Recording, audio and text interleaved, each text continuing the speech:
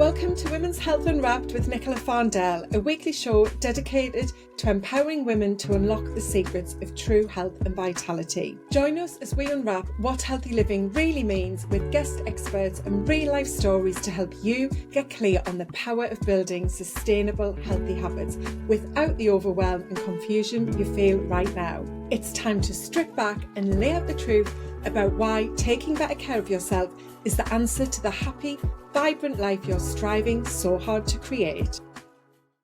Hi and welcome to today's episode. Thank you so much for joining today for what I'm sure is going to be a very interesting conversation, because today we're talking about menopause and why menopause isn't just an old age problem. So the question is, can you be too young to be menopausal?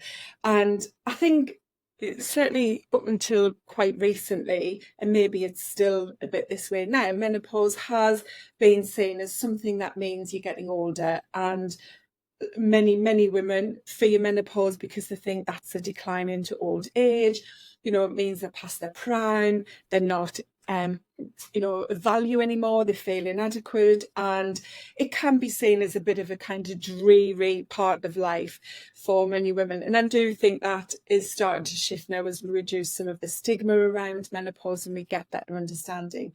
But there's still a belief that you don't need to worry about menopause until you are older, and we know that that isn't the case. So we're going to dive into that with today's guest, Suzie Martin. So thanks for joining, Suzie. Oh, thank you for inviting me. Yeah, it's great. So this is a topic that's really important, and certainly from like a personal perspective, I have younger friends, I won't name and shame, and when I talk to them about what I do and about menopause, they're like, oh, I'm too young to worry about menopause. So yeah, definitely want to highlight this, because there's never a point, not that you need to worry, but there is never a point when it's too early to think about protecting your health, so that your menopausal journey is one that both mentally and physically can potentially be better supported. But before we dive into all of your story and menopause, I want to just ask you what your most impactful healthy habit is that's in your toolkit most days. Model. I'm trying not to get overwhelmed with everything that I have to do. So planning and also making sure I have a time to relax in the evening. I think that's really important. Yeah, and you quickly grew to be disciplined around planning your week when you start a new week. I'm getting there. I have 3 daughters, so things can change on a sixpence. I'll get a phone call, and we're a blended family as well. So yeah, things can change, but I try and have to really micromanage our time, so that I can do work, I can network, I can speak to people, but also I can be mom as well. So yes, planning is really important. Yeah, that's great advice, because you know life's real, isn't it? For many women, we have to juggle so many balls and try and keep them all in the air at the same time. And I do think planning can be one of those tools that's perhaps overlooked when it comes to your health. You know, you think of the more practical things. So that's great to hear you working on that as well. So let's start with your story. Tell me, like, yeah, what happened to realize there was, or maybe that you didn't realize there was something related to menopause going on. Well, I think back in 2017, I definitely noticed it. Well, I noticed a change in my periods, but not really in myself. I was in 2017, I was 35, and was I don't know 30, 36. I was 36. I had a very young family, and my husband was working away a lot. This was obviously before COVID, so if you needed a meeting with someone, you had to go to have that actual meeting. So I was always working away a lot. I've had a bit of a change in jobs. I've been working away. I'd come back to the Northeast. I had a 2-year-old who at the time was very difficult to manage. So I was really busy. I was very busy working full time. And also change physically, but didn't realize that I was actually emotionally changing, and I was starting to have symptoms, but didn't connect all of the dots. Was feeling very low and was feeling very unconfident. My confidence just went. And yeah, was feeling very low and just didn't know what was happening. So that was the start of the journey then. And then over the next year, I think by the time I got to 2018, so I was 37, and the anxiety had kicked in by that point. The confidence had completely gone, and I would add, "Me, can I worry you about one word in an email?" And whether that one word had been placed at the right point in the email. So really, really small things. I wasn't getting the real classic signs of menopause, which is the hot flushes and the night sweats, but I had insomnia, so couldn't sleep. We would up here getting to sleep, and we got up 3 o'clock in the morning, and that would be it. So it wasn't baby related or husband related or anything. It was just me. Yeah. So I have that. So all these background symptoms of anxiety, really periods of low. I wouldn't say depression. But definitely periods of feeling very low, and then lack of confidence.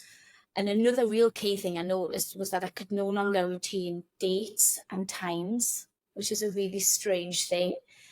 I've always had a diary, but never really had to rely on it. And I always had a very good memory with dates. I remember my hair appointment was on the 1st of June at 11 o'clock. And then all of a sudden, that memory capacity was gone. I would be turning up at appointments a week late, a week earlier. I would be turning up an hour late and not leaving them. That's wrong. Yeah, so it then transpired that I was wrong. It was me, and I had lost the capacity to hold dates and information that I'd always been able to. I mean, obviously everybody has their own ability with that, but I'd never had a problem. Had a diary purely as a backup, but never really ever used it. Now I need a diary, and I still get the dates and times wrong sometimes. So No. So everything you've described there is like the most common symptoms, if you want to call them symptoms, that women experience. But all of those things can be part of living a busy life, especially when you had such a young daughter. And as you say, your daughter had some, challenges as well. That meant she was very full on. And you were working, and you've got the rest of your family and your home and so on. And I think this is how, at any age, women generally haven't realised there's shifts going on that are more than just the stresses and strains of normal life. But when you are in your 30s, like you were, how did you think about that? Because as you say, this started, 6-7 years ago, and really perimenopause has only just started to become mainstream in the last 2-3 years, if that. yeah, I knew my mother had gone through an early menopause, so I was fortunate enough to be armed with that information. I didn't really make the connection though. I think what it was 2018 when I went to the doctors. I went to the doctors with 12 or 17 with low mood, really thinking, this is not going, it's not a phase, and was given a form to fill out for some counselling. Obviously, I didn't fill the form out. You leave the doctors, and the form goes on the passenger seat of the car, and then it's never to be seen again. So yeah, I didn't fill the form in. I realised, I knew about my house early menopause, and then it was about 2018 that I think I had read something and read a blurb somewhere about early menopause symptoms, and I'd have a symptom checker, and I looked, and I had about 15 of the symptoms. By that point, physical symptoms were starting to come in. like burning, mouth sensation, electric shocks on the body, and obviously, you know, and a lot of other things. So then I realised, actually, it might well be that I'm having an early menopause like my mother. Went to the doctors, and of course the doctor looked. That on I was that. Actually looked. Um, yeah, like I was crazy. There's no way. I was very low, highly unlikely. That's what I was told. Highly unlikely, crazy, mad. And so, I was offered a blood test. I was lucky actually. My doctors have been really, really good, because a lot of women would have been sent packing. But I think the key that I was on was the fact that my mother had an early menopause, and it is hereditary, was crucial for me. And forcing it with the doctor. I was taking a blood test, and lo and behold, it came back negative. I was not going through the menopause. And as we all know about blood tests, they're not accurate. It depends on when along your cycle, it depends on the time of the month. It's not a surefire thing. So yeah, I was told I wasn't, and I was sent away with a leaflet on how to be happy. So I went home, and I just plodded on for another 3 years. Wow, 3 years. Yeah, 3 years I've plodded on, dealing with it myself. So I think it was 2021 where I was 39 when I went back to the doctors, and by that time the hot flushes had kicked in, the night sweats had kicked in, so a lot more of the physical symptoms then kicking in. I was then actually doing some really strange things. I left, I was working for a small mortgage advice practice, and I walked out. I was alone in the office one day.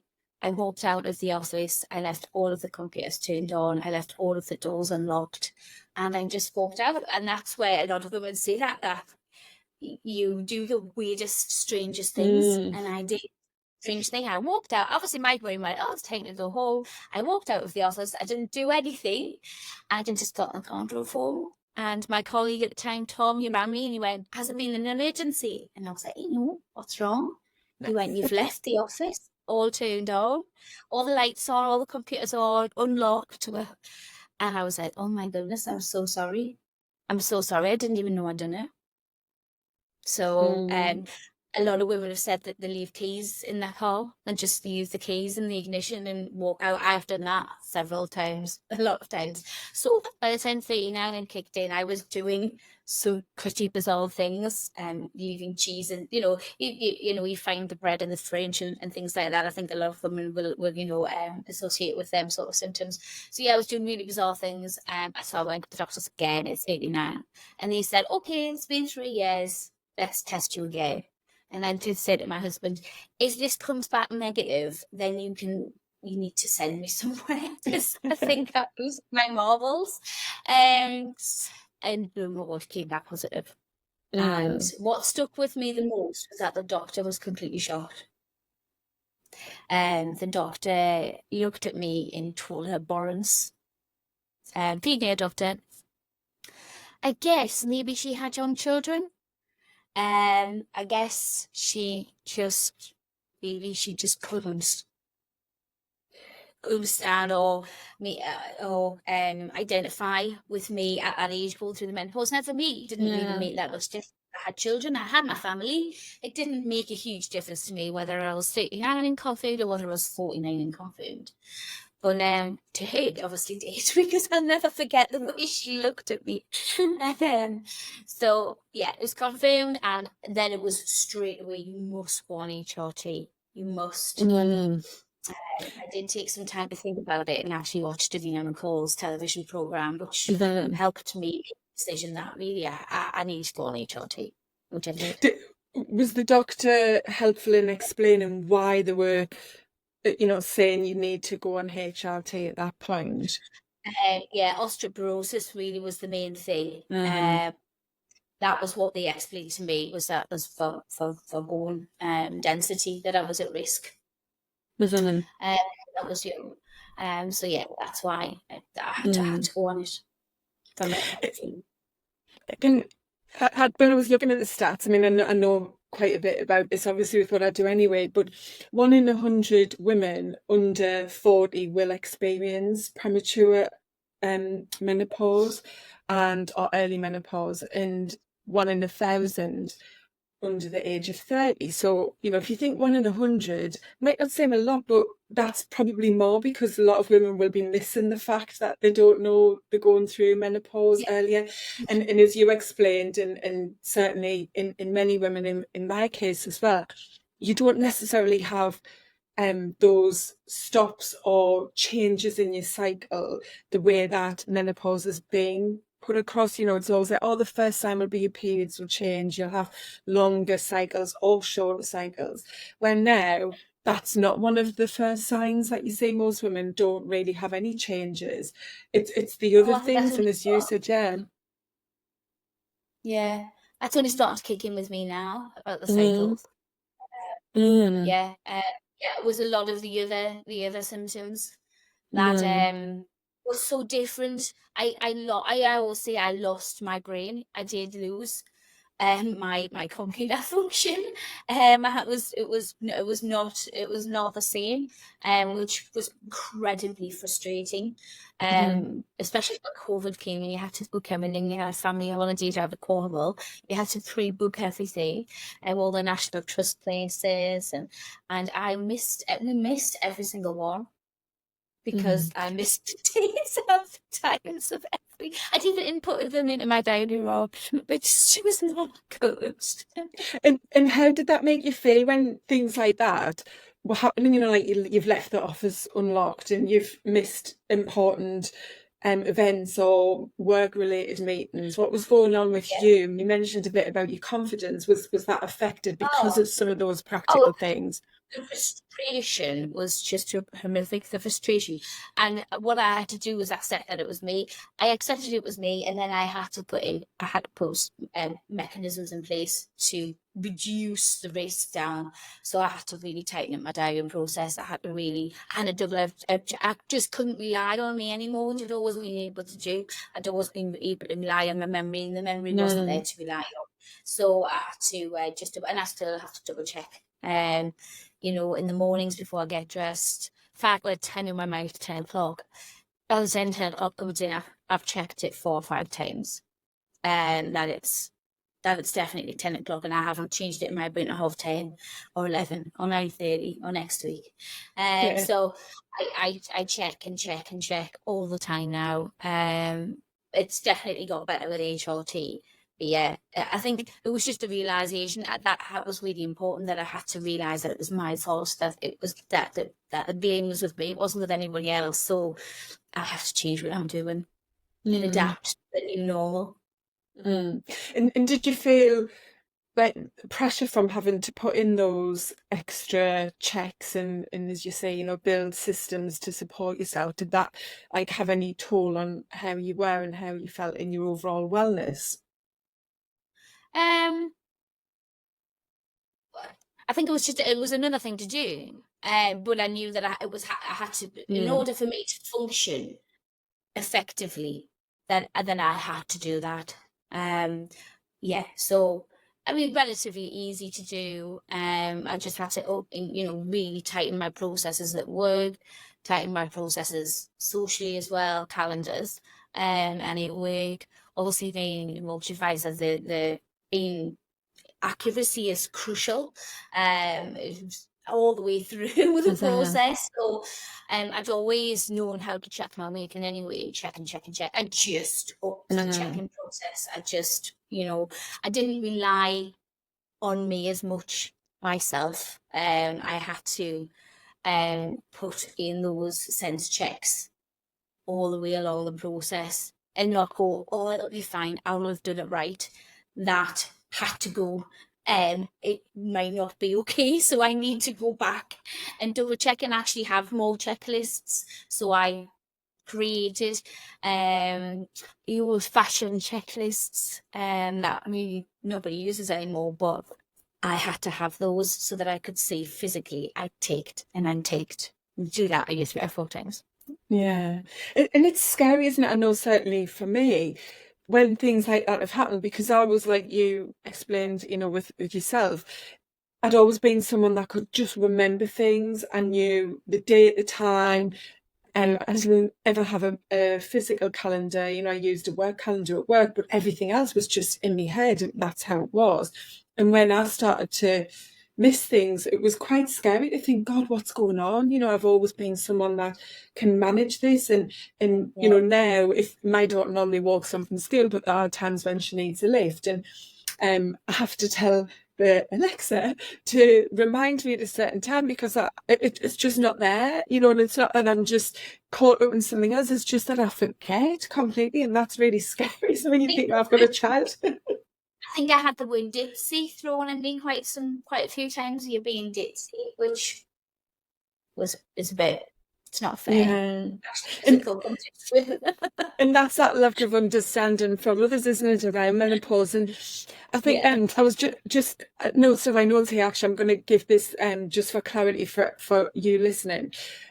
If you stop your period, so menopause itself is the day when you stop your period. So if you stop your periods before the age of 40, then it is classed as premature ovarian insufficiency. If it's before 45, it's an early menopause. But what we're talking about, I think here, because you're saying you still have your cycle, is perimenopause. I mean, they say, it can be up to 10 years, but I've heard recently some of the doctors and researchers saying that it can be more than 10 years. And this is why I want to kind of bring in the old age thing, because, women, and I think we're different at the age we're at now to what our parents and certainly our grandparents were like. I look at pictures of my nana when I was born, and she wasn't even 60, and she was an old woman, her hair, the clothes, carrying her shopping bag, the way that she looked. And so I always just saw her as an old woman. We are very different. We're very, vibrant. We have our careers. So in a couple of generations, I think age in any ways shifted in terms of how we go about our lives.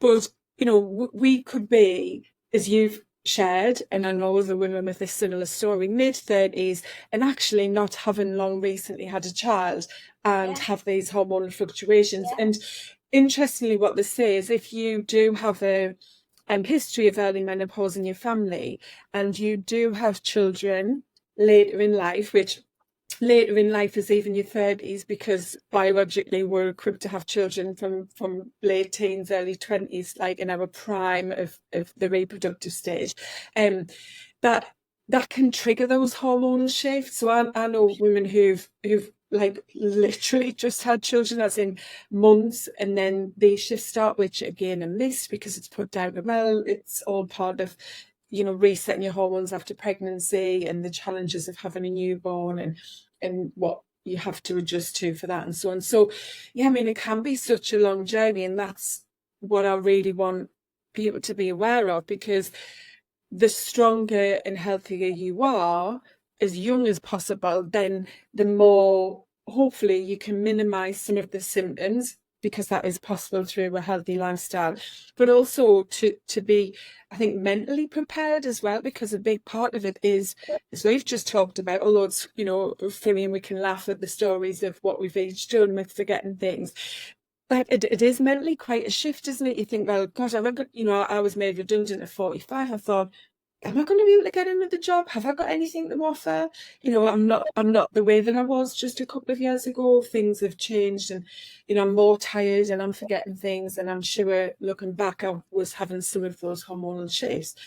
So yeah, I think that's the highlight, isn't it? Is to one, have the knowledge, but two, take care of yourself. And so has anything shifted with you then, Suzie, since getting that information, knowing that such a young age you were approaching menopause? Have you changed anything in your lifestyle and habits? Oh, well, getting the answer that I was going through the menopause was such a relief. That actually I'm not home mad. There is a reason, and doctors now know, and I can get help. Yeah, I mean, so getting HRT was amazing. For me, it's not suitable for everyone, but for me, it was brilliant in the fact that I just felt topped up. I think I've been running on low for such a long time, and it almost like topped up my whole levels. And after 4 weeks, I was like, this is how I'm meant to feel. this is amazing. And I haven't felt like that for such a long time. So yeah, that definitely helped. And for me personally, exercise, finding an exercise that you really like. We've all done the Zumba, we've all done the exercise DVDs that, you know, you must have your heart beat over a certain level. And but I think I was advised to do weight training, which, you know, I do now, and I absolutely love it. And that's helping with my bones and my muscle. That's so, and that really helps me. And I love yoga as well, yoga on an evening, which really helps me sleep. Because sleep for me is just a constant battle. So night sweats. The HRT is not hot, but it's a night sweats for me. So so sleep is always a challenge. Yeah. Yeah. So yoga really helps. That's good. And what type of yoga do you do? Because I know there's so many types. I've tried lots of different ones. I can't say I've found something that I'm like, oh yeah, this is the one for me. I think for me, it's all about the teachers. So I followed a lady on YouTube for years and years, and I just love her style. She doesn't have any music in the background. She's very calming, and what her style of yoga, I think she does several different types. And I find I don't do a long session. 15, 20 minutes is enough for me. I get bored. So it's finding something that works for you. That's not necessarily a trend or that everybody else is doing. It could be something that's very, very niche.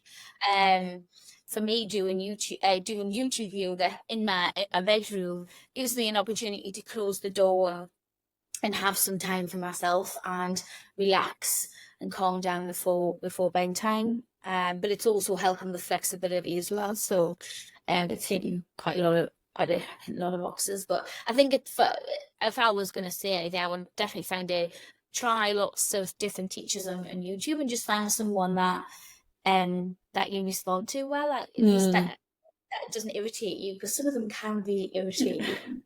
I know, I totally agree with that. And it just overall, what you said there about finding something that works for you, that's the key, isn't it? Because you want it to become a habit, not something you've got to force yourself and feel like it's a chore and, you know, you're always forgetting to do it, to get the benefit. And I love what you said there about yoga. It's a chance to have that space for you physically and mentally, as well as then all of the other positive things it does to your health. So that leads us on quite nicely then to thinking about if someone wants to build, you know, some better habits to support their perimenopausal journey. So it could be, you know, any habit to better protect their health. And I love what you said there about exercise. So, you know, you can use that if you want. What 3 simple steps would you suggest to someone to do to start creating a habit to better take care of themselves at this stage of life? I think diet is really important. You know, really looking after the food that you put inside you is crucial. I think when you're in your 20s and 30s, and you know, you've got fast lives, processed foods, you know, it doesn't really take that much of a toll on your body. But I'm finding it does now. So we have made a dramatic change in our diet over the last year of reducing ultra processed foods. It's not really helping me. Well, actually, my younger daughter, who had the challenge of really got diagnosed with autism when she was 10. So, and actually see such a huge difference in her behaviour and her calmness levels when we're really focusing on our diet and removing the ultra processed foods out of our diet. The always doesn't know that there's no food in the house. There is food in the house. It's just not processed and easy to eat.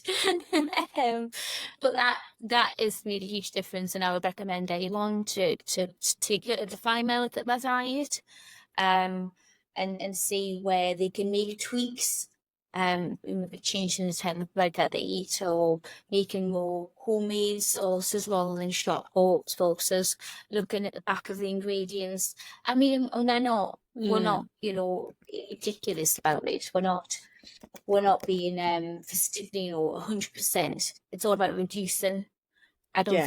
think it's possible to eradicate and still have life. So the whole occasional McDonald's just creep in.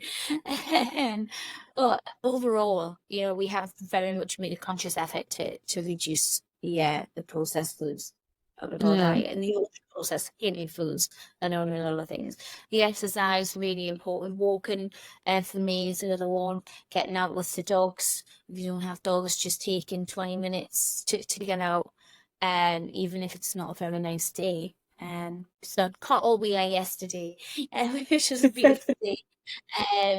But yeah, just taking that opportunity to get out and get some fresh air on a busy day. It being your lunch hour before you start work or after you start work.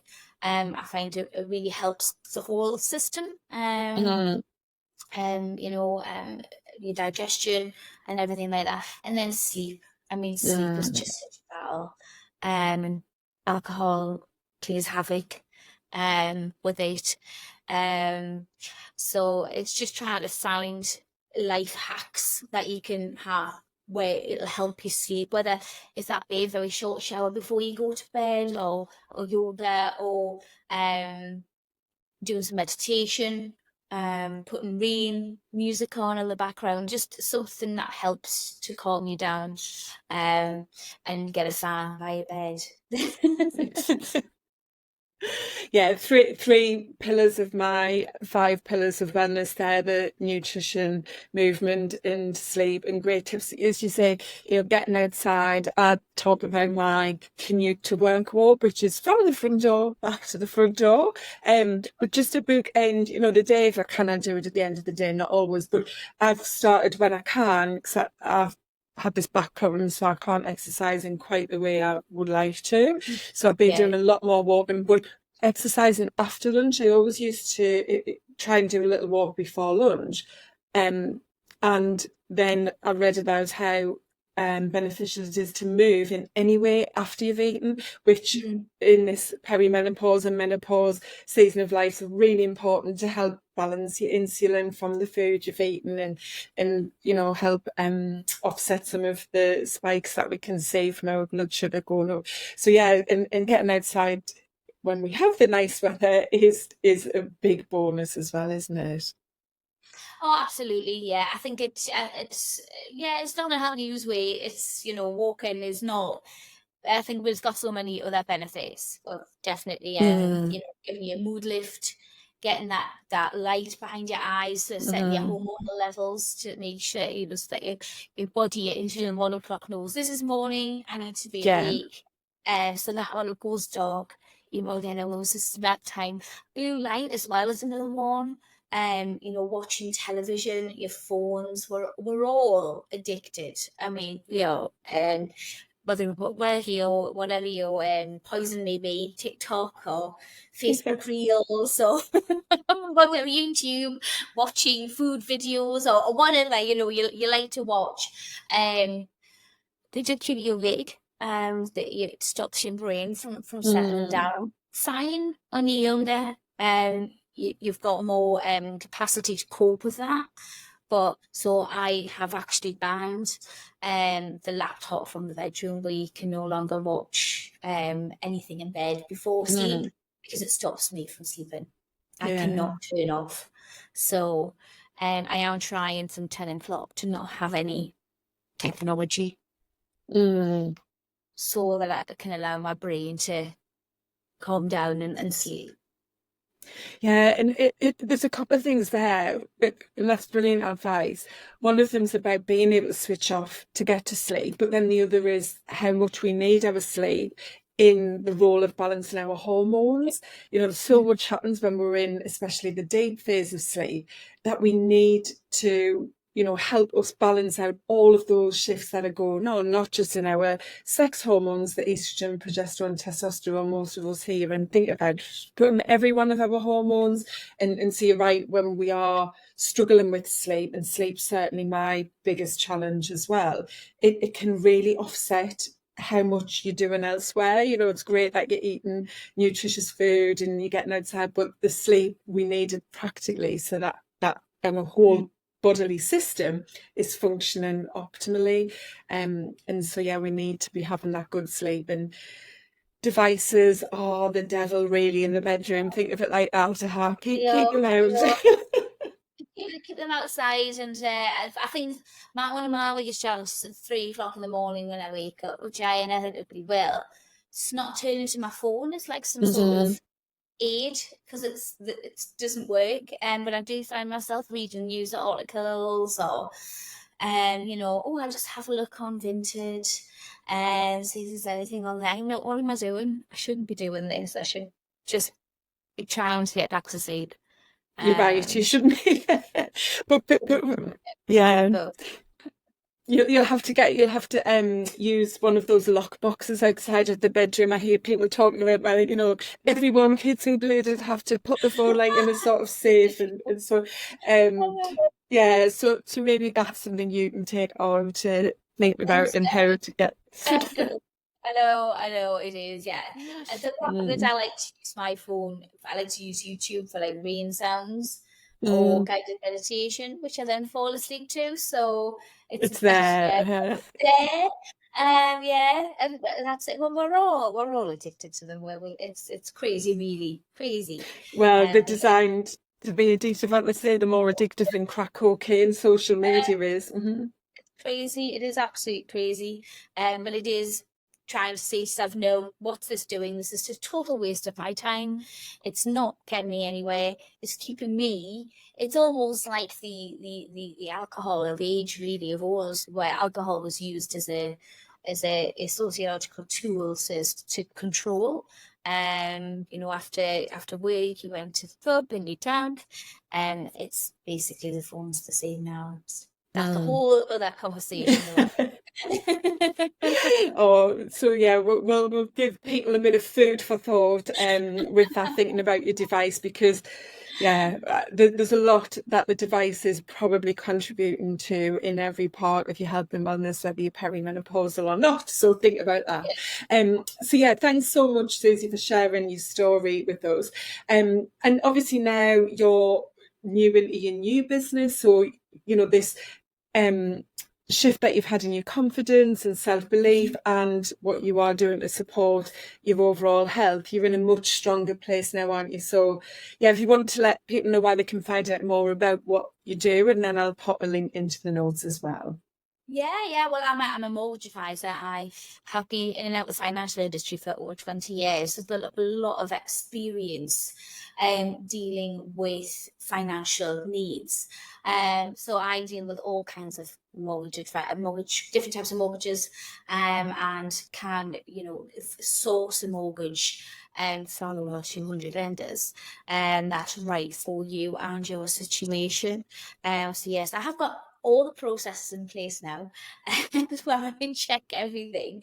But I love what I do. I love finding people a mortgage, especially when maybe they don't think they can have one, or when people really, really need good advice to go through a life change, and maybe going through a separation or a divorce, or wanting a total different change direction and need a new property for that. So I'm here for all mortgage needs. And not just that, you are a big advocate of female entrepreneurs, and in the area you've just kicked off the New Women of Steel network, and so bringing women together. And it was funny because we had our first session recently, didn't we? And menopause came up in so many ways from so many women, because it is such a part of life, isn't it? And so it's there, but it's great that you're building this circle of women to support one another.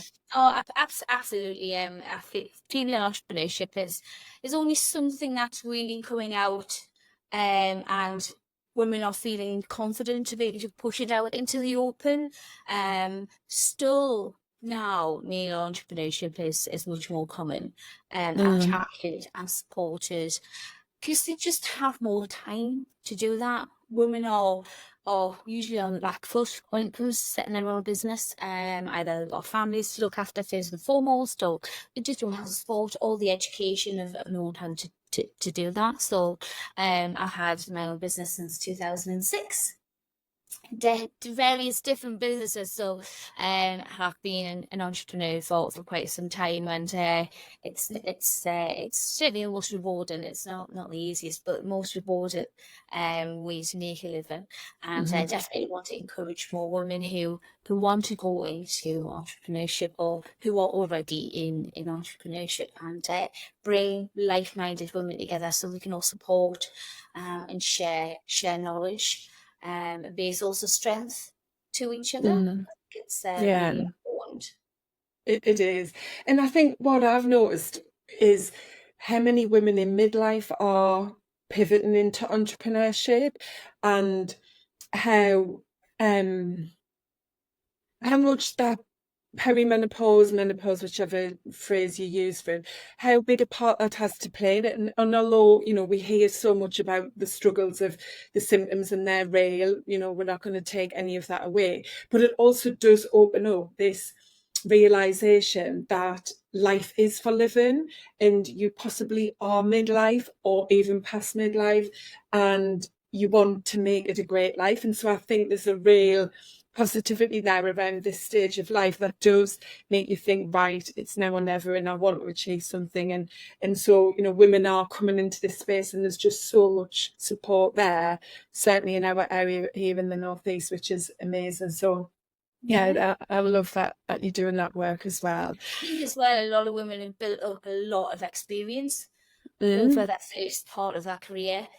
For 20, 30 years, they've got a real wealth bank behind them, and have made a decision that they're valuable. What they know is valuable, and they can do it themselves. They've maybe worked for a company or for somebody else for a long time, and realise that actually what's stopping them from doing it, what's stopping them from being the leader, and taking it forward. So I think in this stage of our life, definitely we've got the means, we've got the ways, we've got the knowledge, and I hope we've got the confidence. And if not, we can lean on other women to get some confidence from them to take it forward. Yeah, absolutely. And I think, we opened with menopause not being about old age and being past it, and this wraps it up nicely in that there's so much opportunity left ahead of us at this season of our life, and it can bring just new desires and or more clarity of who you are and what you want. And so see it, for the positives that it can offer as well, and some of those shifts that you might want. It doesn't have to be entrepreneurship, but in lots of different ways it's an opportunity to have a bit of a rethink, reset, and reframe, I guess, what you want from life. So yeah, great way to end. Think about how you want it to have the rest of your life. How do you want that to look? Especially if you've had children and had a family, you've had that you've had a lot of the decision-making process taken away from you because you have put your family first. And now at this point of your life, maybe not for me, because I'm going through it early, and I've still got young children, but if your children are getting to that point where they no longer physically need you as much, you can really think about, okay, how do I want it to look? And if you're not thinking like that, then I think to turn it. Yeah, fantastic. Well, thanks so much for your time and opening up your story to share with us. I really appreciate it. Problem at all. See you soon. Thank you. Bye. Bye. Thank you so much for joining today. If you've enjoyed the podcast, please remember to hit subscribe so you never miss an episode. It would be massively appreciated if you could leave a rating and review to help other women discover the podcast and build their own healthy, happy life. If you're struggling with the changes perimenopause is bringing your way, and you're ready to reclaim your vitality, to embrace this new chapter of your life with confidence and joy, then why not download our free guide, 10 Ways to Feel Good Again, your perimenopausal revival guide. Inside, you'll get 10 proven ways to enhance your wellbeing and rediscover the joy of living life to the fullest. And we all want to live a great life, don't we? So download your free guide now at lifenowcoaching.uk/feel good again. The link is in the show notes. You can follow Life Now Coaching on Instagram and LinkedIn, and visit our website at lifenow.uk. All of the links are in the show description. I really hope you've enjoyed today's topic and conversation, and can't wait to have you back again next week for more tips on living healthy and happy right now. Take care.